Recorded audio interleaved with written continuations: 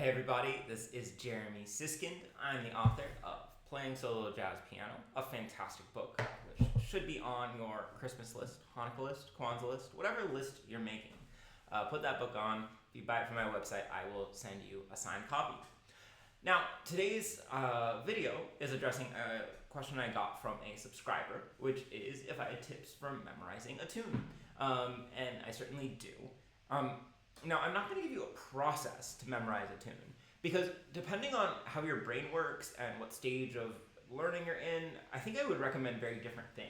So instead, I'm going to give you kind of a list of different tips, and you can jump in and use whatever you find handy. And before we dive in, we're going to be using the tune All of Me to try out these tips. So if you're not familiar with this tune, hopefully my tech won't completely be a drag. Oh, there it is. All of Me is a jazz standard, and I think many of you know this one. This is one that you should have memorized if you don't. Ooh.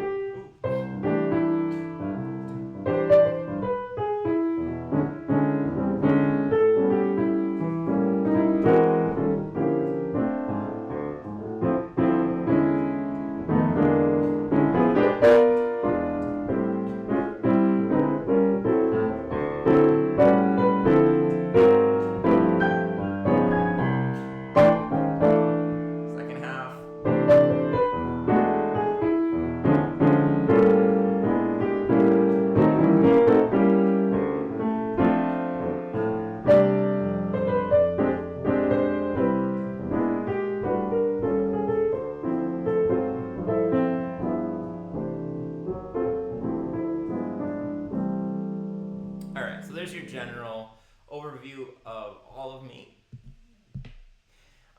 Now, before we get into some specific strategies, I want to just propose that we have kind of 4 types of memory, at least, that we're using as we memorize a piece of music. So, 4 types of memory, there you go, in case you didn't believe that I pre-planned this. The first one is muscle memory. And of course, muscles don't actually have their own memory, but when we repeat patterns enough, they get stored in our brain, and we know how to execute them over and over. Now, this is very interesting. For people coming from a classical background, they're very used to using a lot of muscle memory, right? If you're playing the same...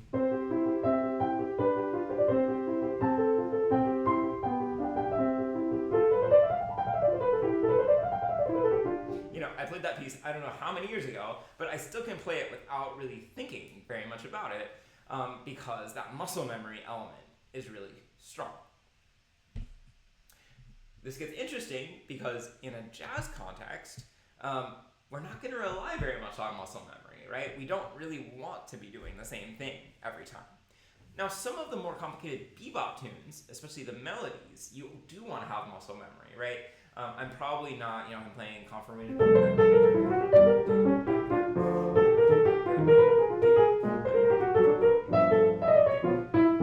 I'd love to play that melody slightly differently each time I play it, but in general, I'm setting that hand on autopilot and I can't really be thinking about it as I go, right? So it's not that we never use muscle memory in jazz. It's just that, of course, when we're improvising, a lot of times when we're comping or creating voicings, we're doing it differently each time. So we can't rely nearly as much on muscle memory as a classical pianist would.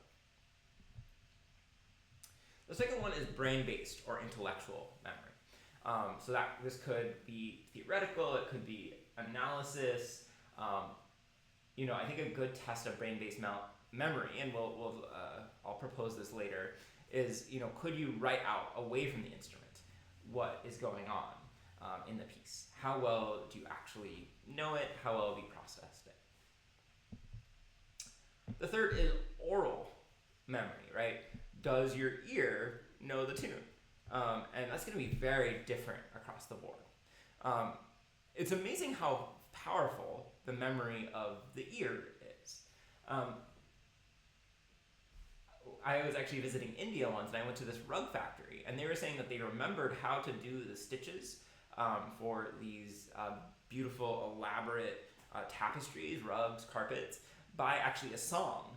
And they would sing kind of the order of the stitches, and that was the way that they remembered. So that just goes to show you as a lesson of how powerful this oral memory is. Even people who aren't trying to remember music are using tunes and songs in order to kind of secure things in their memory. And the fourth one, and maybe this sounds a little woo-woo to you, is emotional memory. Emotional memory, I think of in a few ways. First of all, what feeling does this piece give you? What recordings have you heard that have moved you? Do you have a particular place or a particular person that you associate with this piece? It's unclear whether this is going to help you actually remember the melody or the chord changes. But for me, for instance, it helps me remember, maybe distinguishing one ballad and another ballad. It's like, oh, this one, is really gives me this kind of a feeling, and this one I heard the Miles Davis version and it moved me in this kind of a way.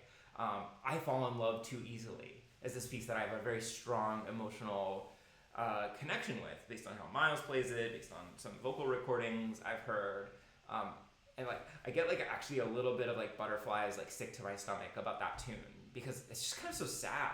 Somebody falls in love too easily and keeps getting screwed over. And some of the versions feel so painful. And I do connect that to some things musically. The fact that it starts very far away from the tonic also kind of gives me that feeling of unease. So there are these connections that you can make emotionally. So here are my tips for you. The first one is to think in chunks. I don't know why that extra line is there, but I hope you don't mind it too much. So now I'm mostly talking about chord progressions here. If we approach something like All of Me, and we're thinking chord by chord by chord, and I'll go back to my other view. There's a lot of chords to remember, right? There's about one chord every 2 measures for 32 measures, so that's 16, but then there's more chords than that. So I don't think, I don't try to place every chord in my memory. I try to think in terms of progressions, destinations. So for example, we start with the 1 chord, and then our next 2 chords are both 5s leading to 2 around the circle of 5ths, right? So the D minor is the destination. And we're going around the circle of 5ths with 2 dominant chords leading to that 2 chord.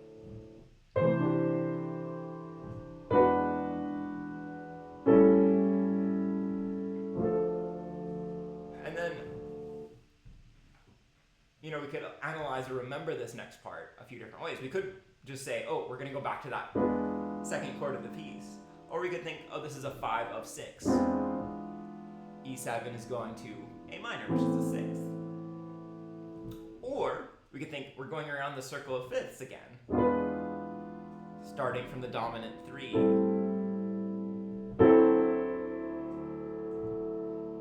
And then I would think it's a 2-5, so on.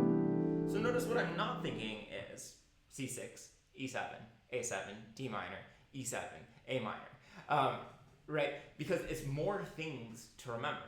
So if you can chunk things together in your head, you're going to find yourself being quite a lot more successful in memorizing faster. Notice also, I'm talking a lot in Roman numerals. And that's important because we want to be able to play these tunes in any key. And I'll be talking more about that later. But instead of thinking C6 and then going, 2-5 chord, 2 chords around the circle of 5ths to D minor, I'm thinking 2 chords around the circle of 5ths to the 2.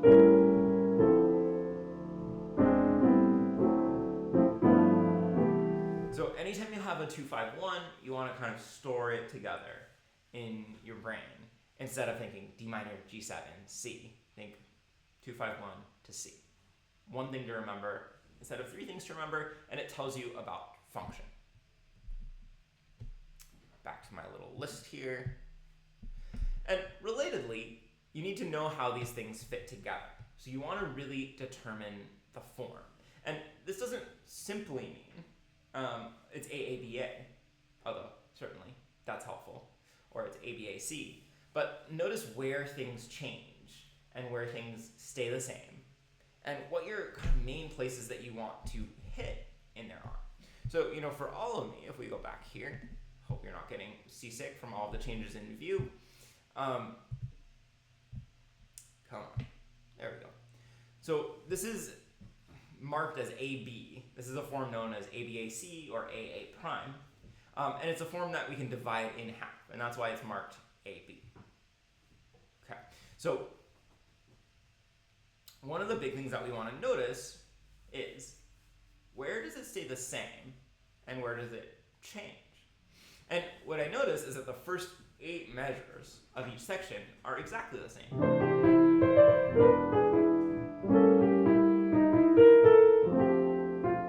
And then the change happens next, right?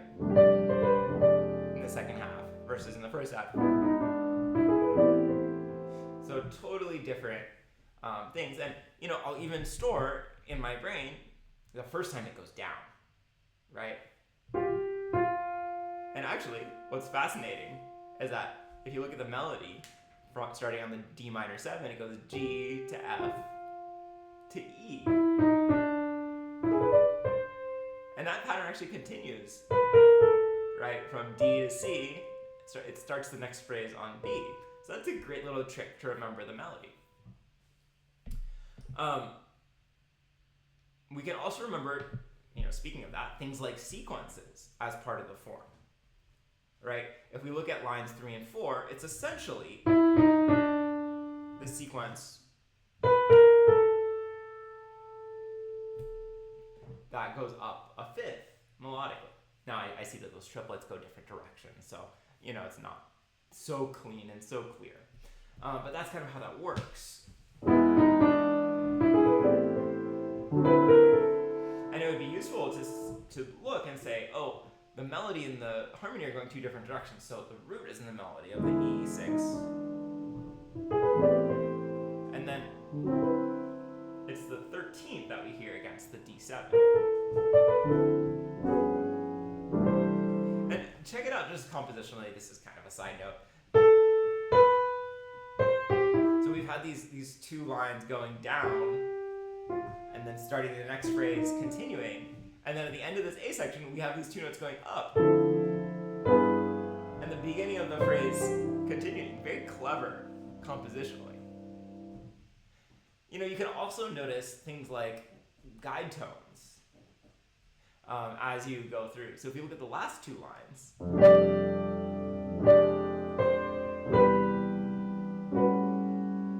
that helps me kind of anchor myself. 2 Ds, 2 Bs. Okay, so when I say form, it's not just as simple as AABA. It's noticing all these little things, all the relationships within the tune. Because it's going to help you eventually save some time and really conceptualize that brain knowledge of the tune.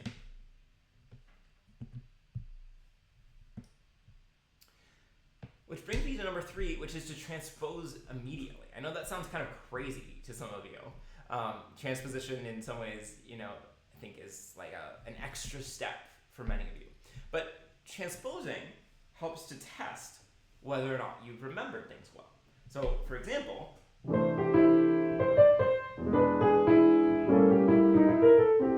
we said this starts on the 1 chord, and notice the melody is an arpeggio of the triad, starting from the root, going down. And then it's got 2 dominant chords around the circle of fifths, starting with, we could say the dominant 3, but it's the 5 of 5 of 2. Or we could call it the 5 of 6, I guess. And then the 5 of 2. So, that's complicated. I might not remember it. But if I put it into 4 other keys, then I'm going to make sure I can remember it. So let's do just the chords first. So I'll put it into F. So here's the 1 chord, right? F major. And then I'm going to go to the 5 of 5 of 2, which we said, in order to not think that hard, is the same as the 3 dominant. And then go around the circle of fifths, A to D, and then landing in G minor. Let's do it in E flat. Here's your 1 chord, the 5 of 5 of 2, or 5 of 6, or dominant 3, G G7, C7, B flat major. Now let's do B major for fun. Here's the dominant 3, it's like a D sharp, 7, and then resolving to the minor 2 chord. And then I work on the melody.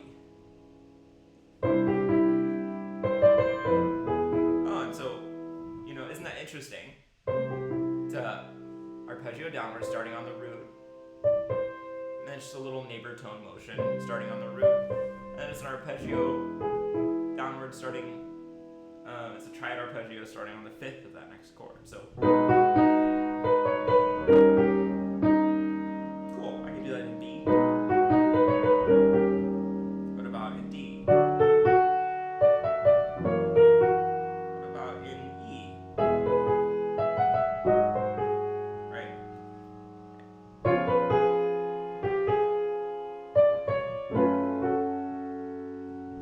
So when you're transposing, it's testing both your brain knowledge, and then sometimes you can let your ear lead with the transposing, right?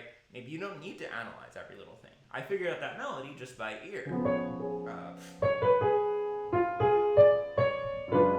And I wasn't sure about that note, but I can hear that it's right. So if I'm going to keep analyzing, what's interesting to me is that this E stays, but then everything else moves downwards. And it's still kind of an arpeggio. It's the root, the 7th, and the 5th of the new chord.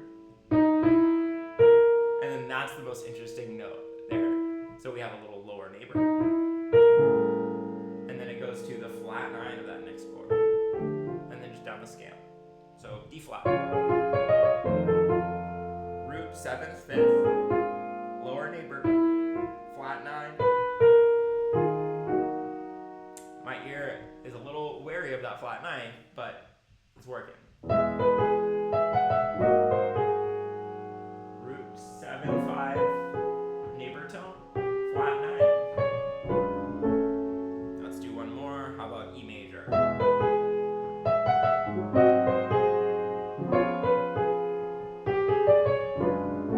So each time you transpose, it's tightening the locks on your memory, right? It's digging in a little bit deeper in there, so that you're not going to forget what you've learned. And by the time you come back to C, you're gonna be like, oh, this is very obvious. Okay. I referenced tip number 4 earlier, but tip number 4 would be to actually write it out. And I got this from my friend Frederick Chu, who's a classical pianist, who actually we did this crazy little piano camp. And he had us try to learn a piece without ever playing it on the piano, a classical piece. And one of the things that we did is we tried to write out the score from memory. So let me see if I can recreate this All of Me lead sheet. I need to switch apps for a moment here, if you'll excuse me. Let's find some blank manuscript paper. Sorry, the production value is not what it should be. Okay, so All of Me lead sheet.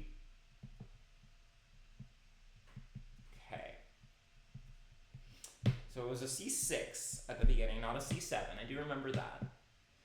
I'm having trouble remembering how long this E held. Maybe it's a rest after this. I'm going to say it held through. I'll check myself. And then I believe it's triplets here. So this was a little neighbor motion. This is an E7. I remember that. Same rhythm as the beginning. Da da da. Do be do dee do da. Let's see, and then it was an A7. It's not written as an A7 flat 9, I don't think, but I should check myself on that because there is a flat 9 in the melody. Da do do. Ba do do do do do. I'm not sure what the rhythm is actually technically here. 3, 4, 1, 2. It must be triplets. That's what I'm going with. I'm going to say that it's triplets. But this seems like a complicated rhythm for them to write out. So I'll check myself on that rhythm too. I think this is a dotted quarter to eighth. I don't remember if it's a D minor 7. I think it is a D minor 7. All right, so there's the first 8 measures. Let's see how I did. Let's look back at the real book.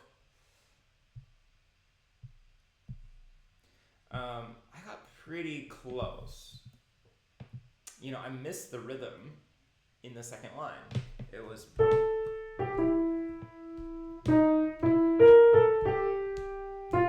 And not when I wrote it as a dotted quarter to an eighth tie to a half note.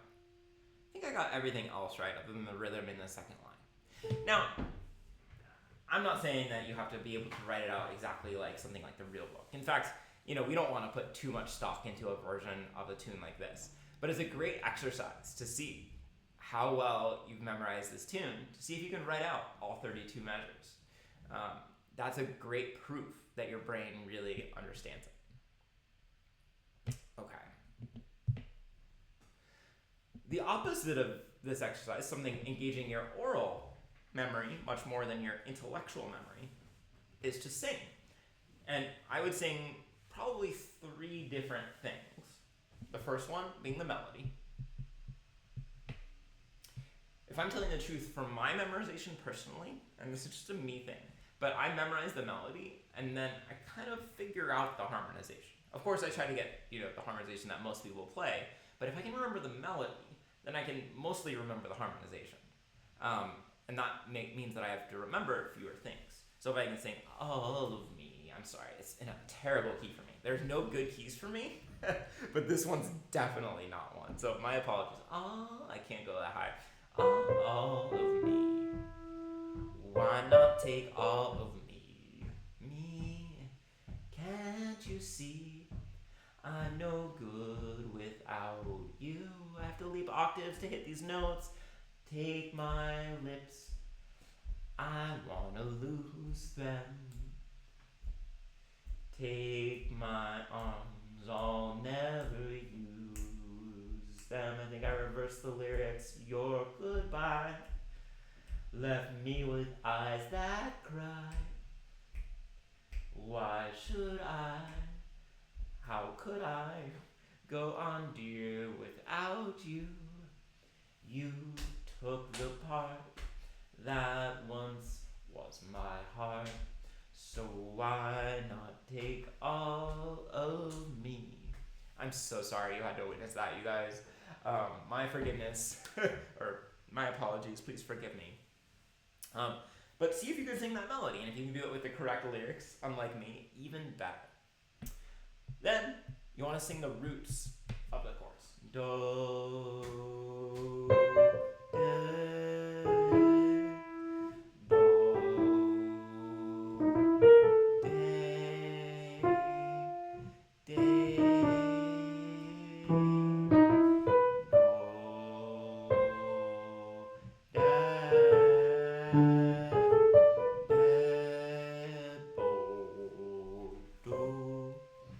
Then you want to play the roots and sing the thirds.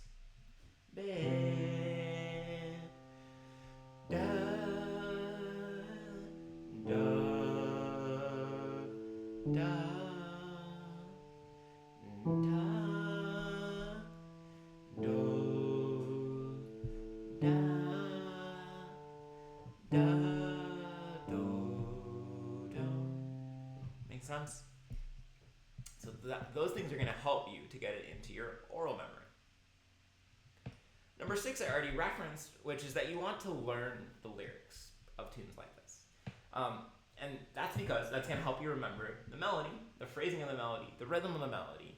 When you have things like repeated notes or pickups or first endings and second endings, the lyrics help you remember all of those things. And they also help you to get into that emotional memory, right? Like I talked about for I Fall in Love Too Easily. If you know the lyrics, then you have an association with the tune. You know what it's about.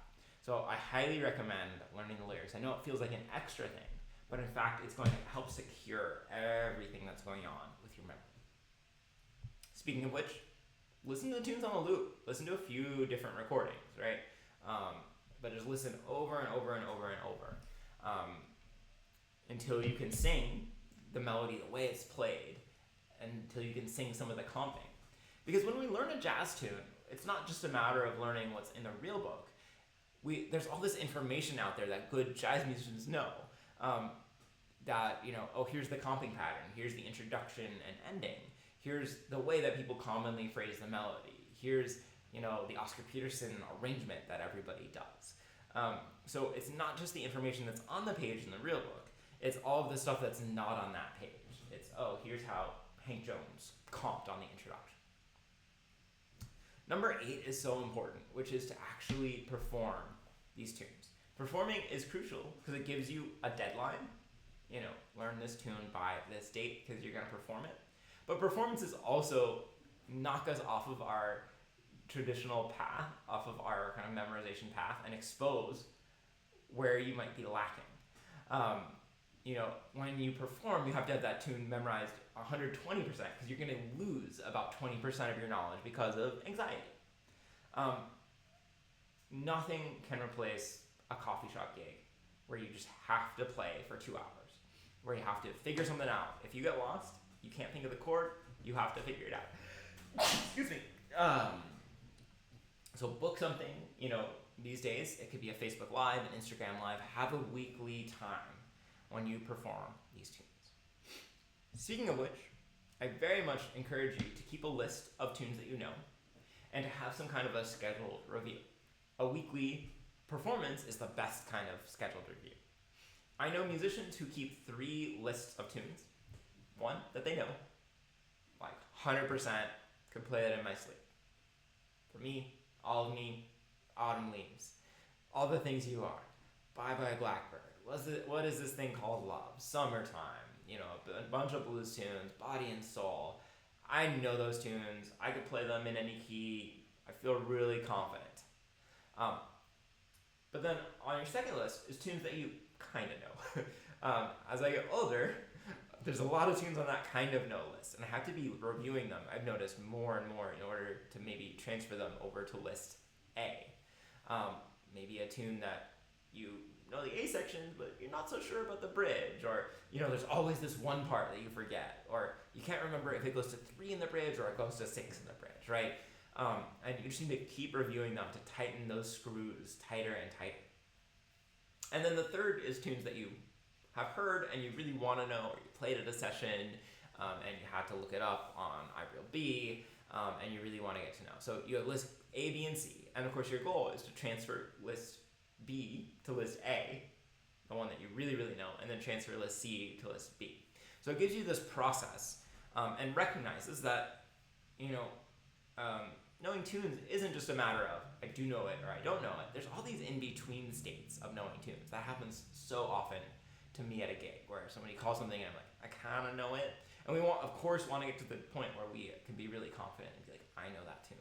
So the 3-list system is a really good one. Number 10 is only kind of a tip.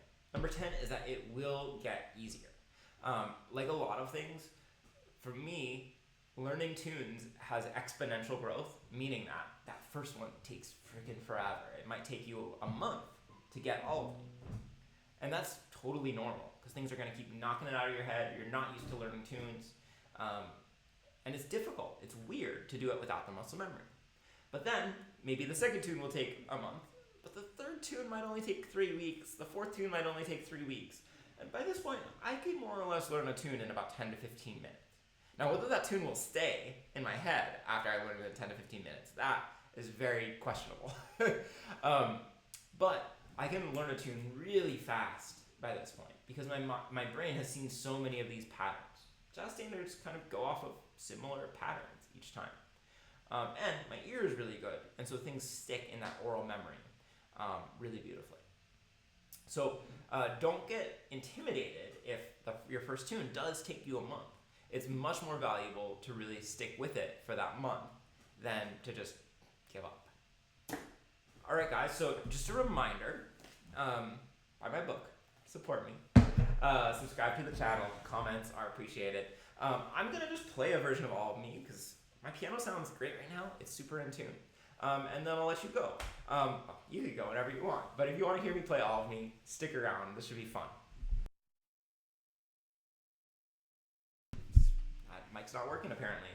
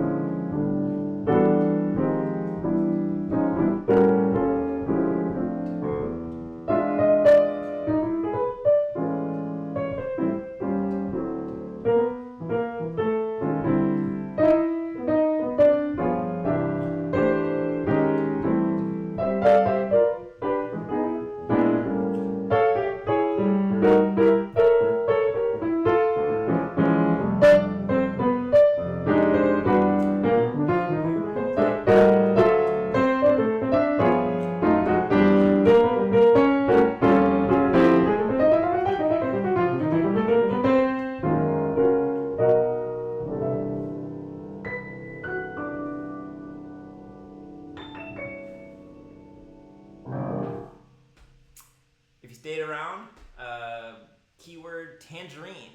I'll see you soon, guys. Take care.